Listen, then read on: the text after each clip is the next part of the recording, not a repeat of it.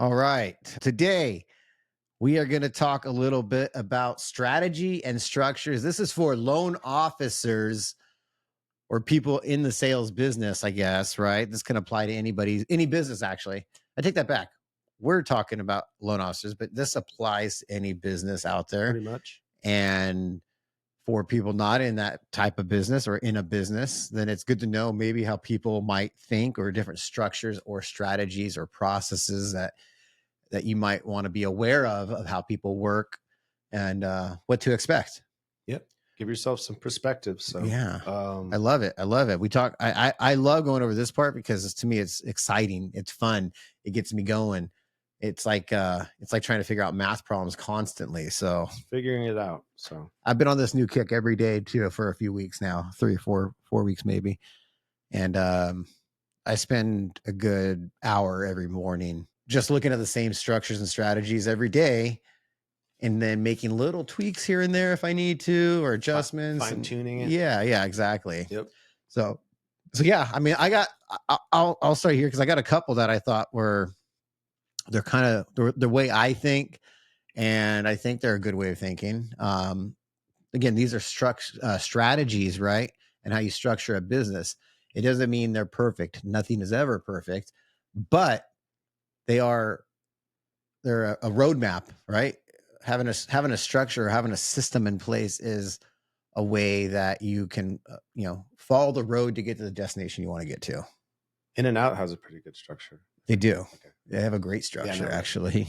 But they're not perfect. They're not perfect. No. I had a bad French fry once or twice there. So, but yeah, no, they're not perfect. None of them are.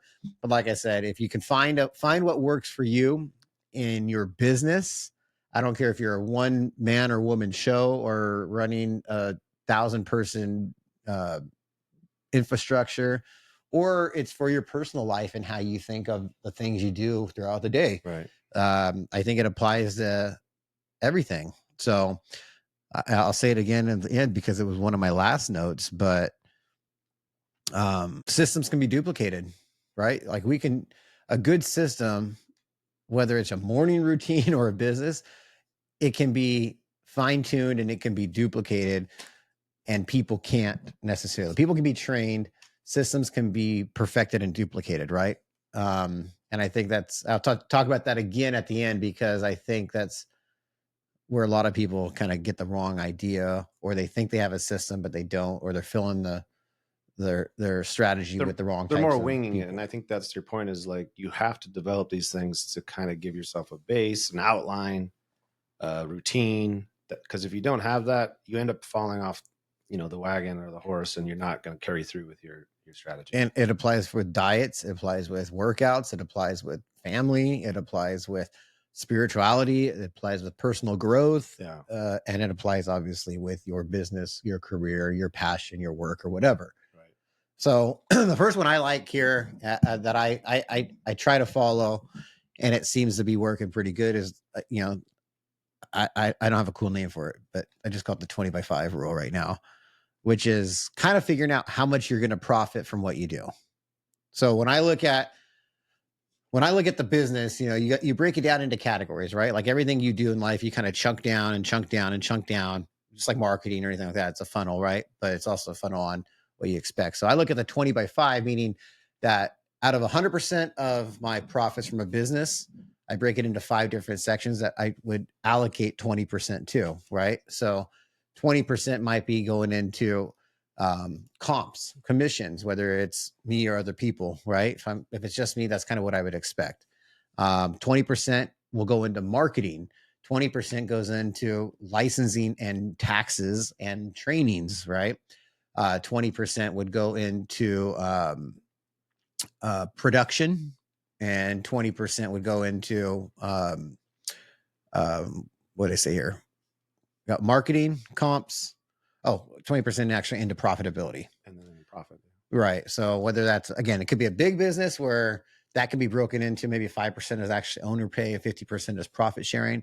That depends on how big of a model and business that you're running, I think. So that's how I look at it. But those numbers change a little bit, right? So like, for example, right now, things are higher, where maybe 25 to 30% goes into comps, 30% is going into marketing, less is going into production, and less is going into profit share right now.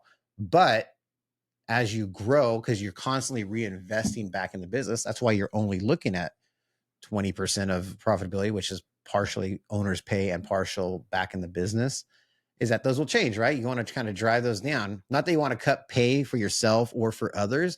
You want to give more opportunities for people, right? Like, oh, I'm going to cut it 5 and I'll do twice, or cut it 10%, and you're going to do twice as much work, or twice as much business, I should say, profitability, Right. to make more.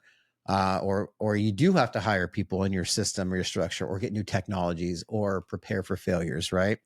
So I always like that model. That's kind of what I shoot for. Like I said, right now, for us, like I said, yeah, we're paying a little higher the comp, and a lot higher on marketing, because that's what it is right now. We'll drive those down a little bit. We'll put more money back in the business, which is going to make it better for everybody else. And that's called growth, and that's called sustainable growth.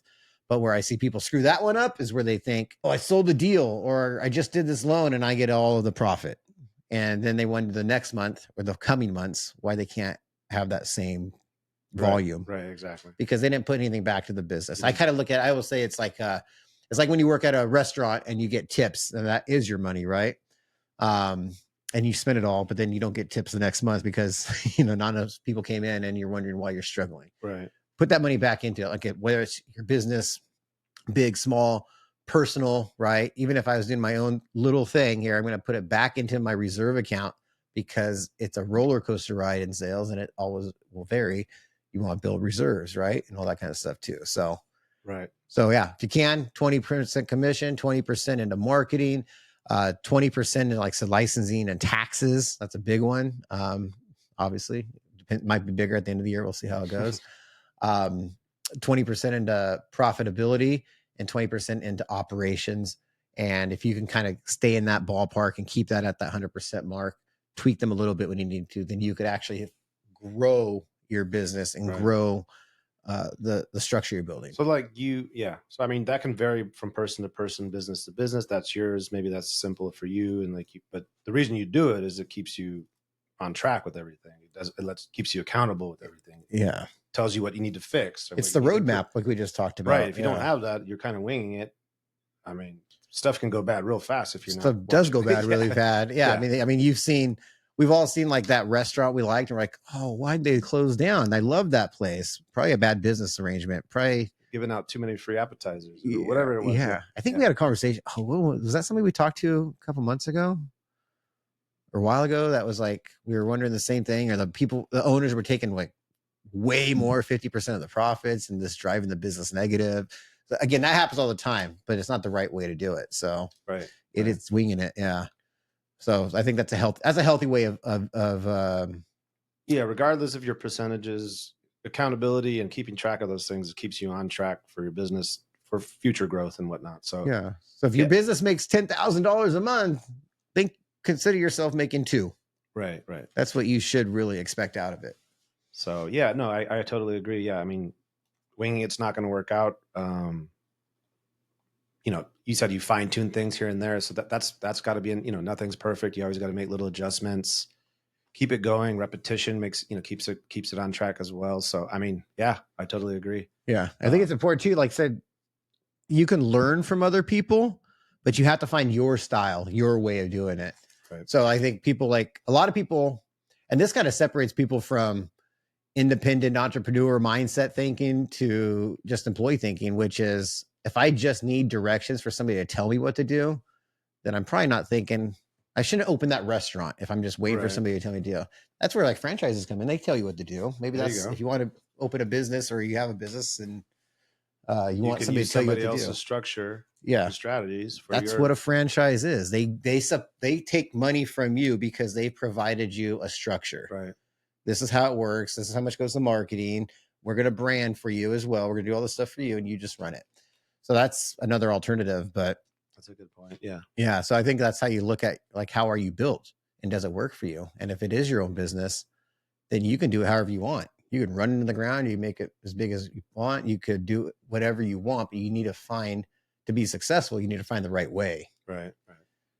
So if I'm like an independent guy, and I'm like, okay, I got this much to work with.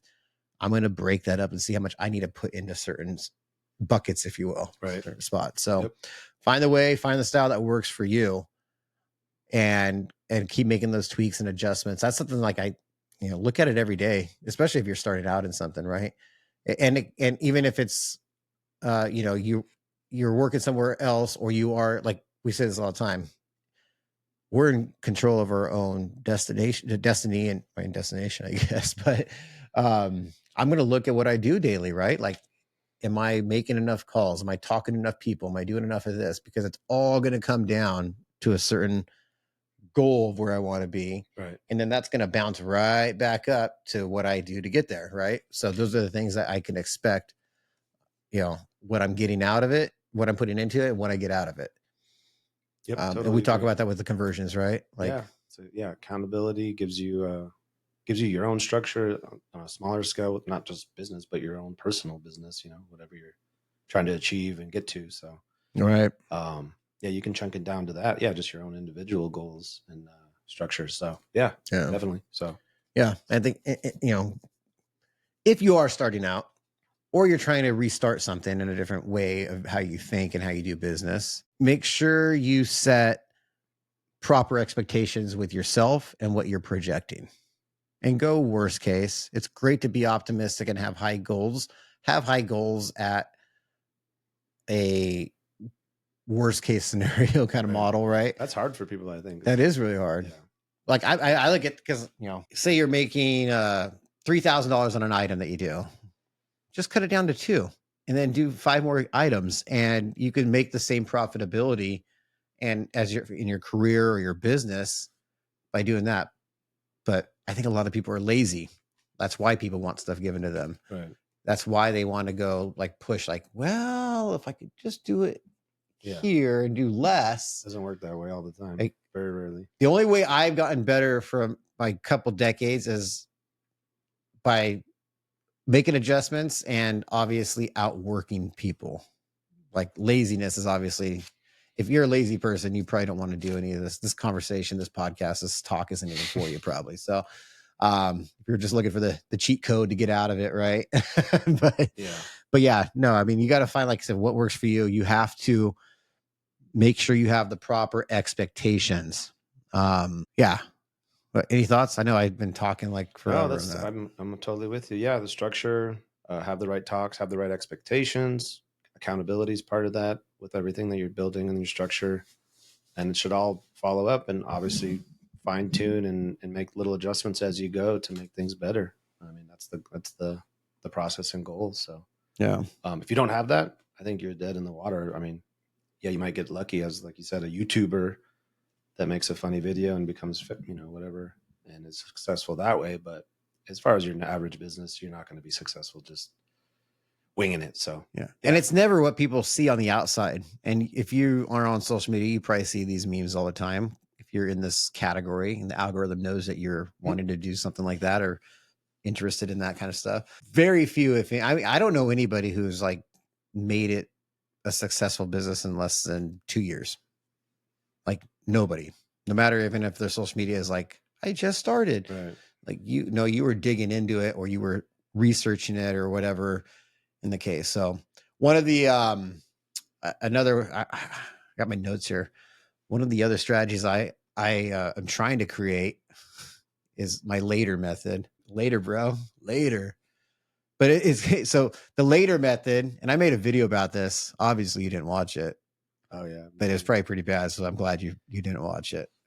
But like with any strategy, like one of the things, like I kind of stick to this method, if you will, of growing. So the first thing later here, so that's the acronym later.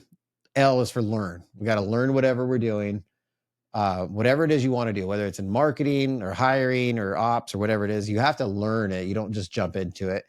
A is for action and applying it, right? Then we're going to take the action. We're going to put it, actually do something with it, right? That's where most people differ. They just like learn something and never do anything with it, or they skip the learning part and they just start doing stuff and it's kind of blindly winging it, as we said, right? Later, learn. A, apply, take action. T, test it out. test different ways of doing it, right? Does this way work better? Does this way work better? E, I'm going to expand, right? I'm going to expand and do more of it, right? I'm going to go big with it, right? As big as I can feel comfortable doing it. And then the R is just to repeat it, right? I'm going to go back and repeat the same process over and over and see if it makes sense. Yeah, you don't like this one. No, when you said later, I thought it was like, we'll just do it later. Yeah. It's like later gator. I was like, kind of went the other way on this one. Yeah. But there's no structure or strategy. Yeah. Do it later. Oh, we'll do it later. But no, that kind of works out because you think that, but then it's actually it brings it all in with everything. So yeah, it's just cool. A different type of framework of like trying to, and these are all, I mean, anybody can create acronyms and come up with different ways and strategy. That's the strategy I like, and it's worked good in the past. And when I miss those steps, like say whenever I miss this, if a step isn't working, I have to go back, right? Like if I learn something, I apply it, I start testing it, and it doesn't work. I don't expand on something that's broken. I'm going to go back and learn a little bit more, apply something different, and test it a different way. Yep. And anybody out there who's in marketing knows how important, in business for that matter, how important testing stuff is. Testing products, right? Testing websites, testing offers, super important. So that's mine. It'll get better. I'm going to make a better video of it. But I think it's one strategy to use. That's a great example. Yeah, absolutely. Nope. So that's one there. So those are my two strategies that I'll touch on today, which is my 20x5 rule, my later method or framework there. Like I said before in the beginning here, systems can be duplicated. People can't. Everybody's going to be different. If you're trying to fill a void for somebody to fill a spot in your business or to help you out, realize that they're a person and you're going to have to train them and write it out, not just in your head. You're going to have to write out procedures. You're going to have to write out the way your business is structured or how you do business is structured. And then you're going to have to teach them because they're not going to be who's in your mind.